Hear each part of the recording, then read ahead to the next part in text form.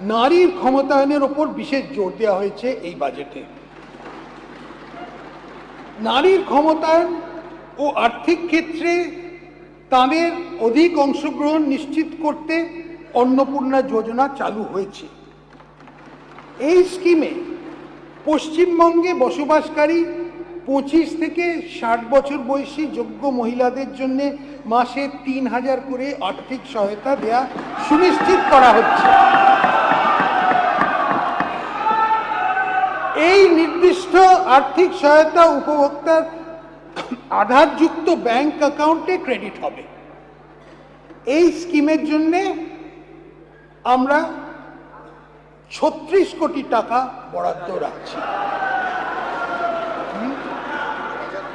Sorry, 36,000 কোটি। 36,000 কোটি।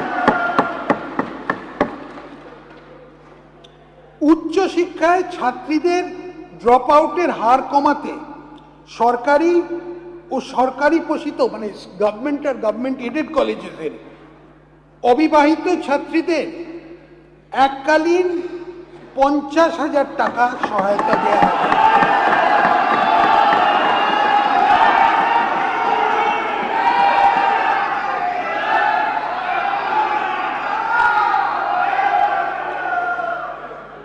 গর্ভবতী ও ল্যাকটেটিং মায়েদের সংবেদনশীল শ্রেণীকে অতিরিক্ত আর্থিক সহায়তা দিতে আমি প্রধানমন্ত্রী মাতৃবন্দনা যোজনার আর্থিক সাহায্য সহ মোট 21,000 টাকার আর্থিক সহায়তা ঘোষণা করছি। এছাড়াও গর্ভবতী মায়েরা 6টি পুষ্টি কিট পাবেন। রাজ্য সরকার এই রাজ্যের মহিলা যাত্রীদের জন্য একটি ভাড়া মকুমের স্কিম এনেছে। 1 জুন 2026 থেকে রাজ্য সরকার পরিচালিত বাসে পশ্চিমবঙ্গ বসবাসকারী সকল মহিলাকে বিনামূল্যে পরিবহনের সুযোগ দেওয়া হচ্ছে। এই জন্যে আমরা 550 কোটি টাকা বরাদ্দ করছি। এই উদ্দেশ্যেই শীঘ্রই একটা পিঙ্ক কার্ড চালু করা হবে। আমরা প্রতিটি মহকুমাতে অন্তত একটি করে মহিলা থানা ও প্রতি থানায় নারী সহায়তা ডেস্ক স্থাপন করব। শহরের ব্যস্ত এলাকা ও সর্বসাধারণের ব্যবহারের স্থানে টহল দেওয়ার জন্য মহিলা পুলিশ অফিসারদের দিয়ে দুর্গা সুরক্ষা স্কোয়াড গঠন করা হবে।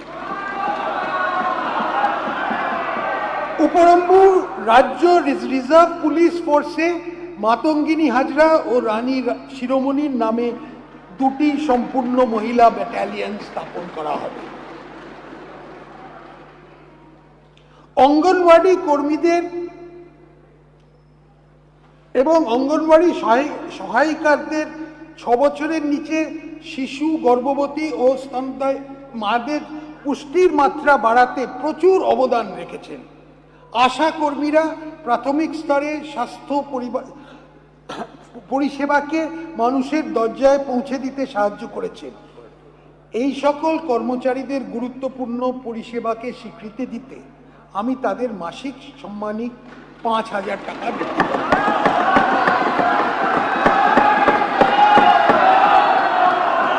আমাদের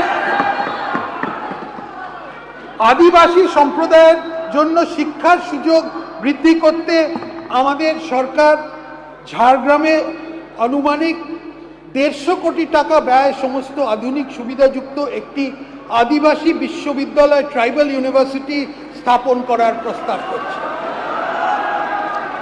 এই জন্যে এই আর্থিক বছরের জন্য আমরা 10 কোটি টাকা বরাদ্দ করছি।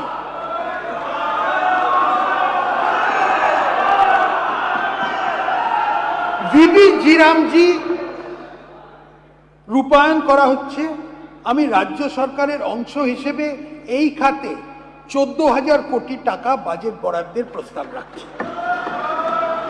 কেওয়াইসি সম্পন্ন জব কার্ড হোল্ডারদের জন্য 125 কর্মদিবস সৃষ্টি নিশ্চিত করা হবে। 125। কেন্দ্রীয় সরকারের পিএমএজি প্রকল্প শুরু করা হয়েছে, যা সকলের জন্য আবাসনের সুবিধা নিশ্চিত করা হবে। এই প্রকল্পটি পশ্চিমবঙ্গে আরও সম্প্রসারণ করার জন্য চলতি অর্থ বছরে 13,000 কোটি টাকা বাজেট বরাদ্দের প্রস্তাব করছে। এই অর্থবর্ষে 25 লক্ষ নতুন বেনিফিশিয়ারিকে বাসস্থান দেয়া হবে।